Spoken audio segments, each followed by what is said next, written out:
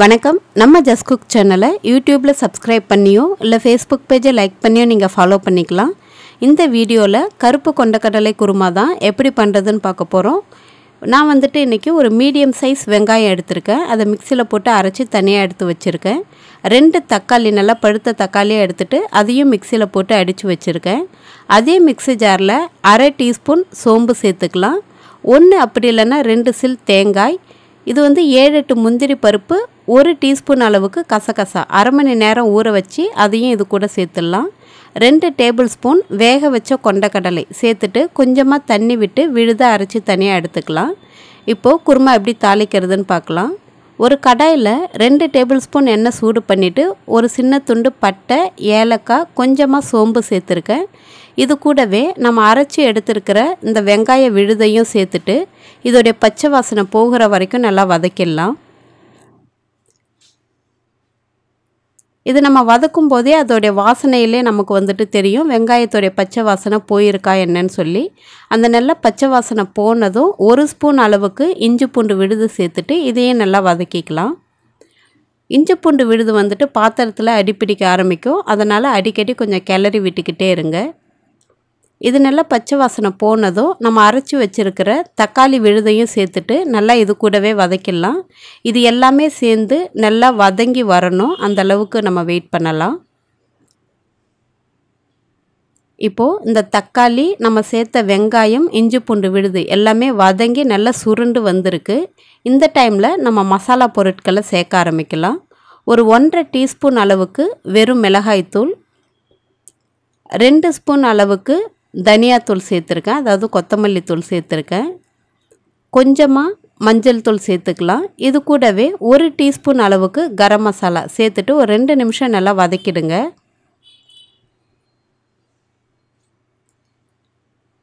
இது நல்லா வதங்கினதும் இது கூடவே ஒரு கொத்து அளவுக்கு கருவேப்பிலை சேர்த்துக்கலாம்.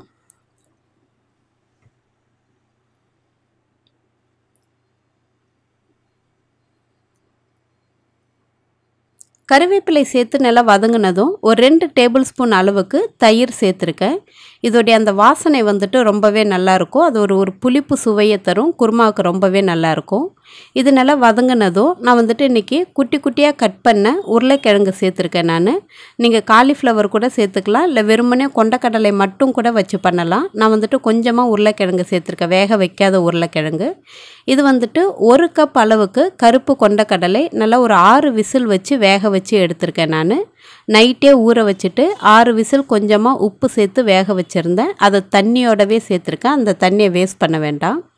இது கூடவே நம்ம அரைச்சி எடுத்துருக்கிற அந்த முந்திரி, கசகசா, தேங்காய் விழுதையும் இது கூட சேர்த்துட்டு தேவையான அளவு தண்ணீர் விட்டு உப்பு பார்த்துட்டு தேவைப்பட்டால் சேர்த்துக்கோங்க. ஏற்கனவே நம்ம கொண்டக்கடலை வேக வைக்கும்போது கொஞ்சமாக நான் உப்பு சேர்த்துருந்தேன். அதனால் டேஸ்ட்டு பார்த்துட்டு தேவைன்னா மட்டும் சேர்த்துக்கலாம். இப்போது இந்த குருமாவுக்கு தேவையான அளவு நான் தண்ணி சேர்த்துட்டேன். இதை நல்லா ஒரு மூடி போட்டுட்டு ஒரு 5 நிமிஷம் ஹை ஃப்ளேமில் வச்சு நல்லா கொதிக்க வச்சிடலாம். இந்த மாதிரி குருமா நல்லா கொதித்து எல்லாமே நல்லா ஒன்று சேர்ந்து அதோடைய பச்சை வாசனைலாம் போனதும் நான் சிம்மருக்கு மாற்றிட்டு இன்னொரு 5லேருந்து 7 நிமிஷம் வச்சிடுறேன். நான்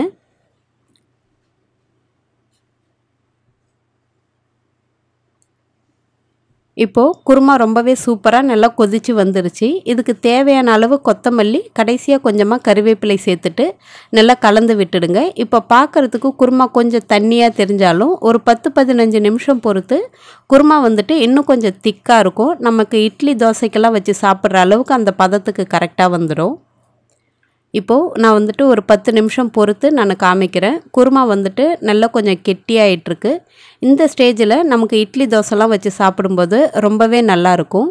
நீங்களும் இந்த கொண்டக்கடலை குருமாவை ட்ரை பண்ணி பார்த்துட்டு எப்படி இருந்துச்சுன்னு சொல்லுங்கள். நன்றி, வணக்கம்.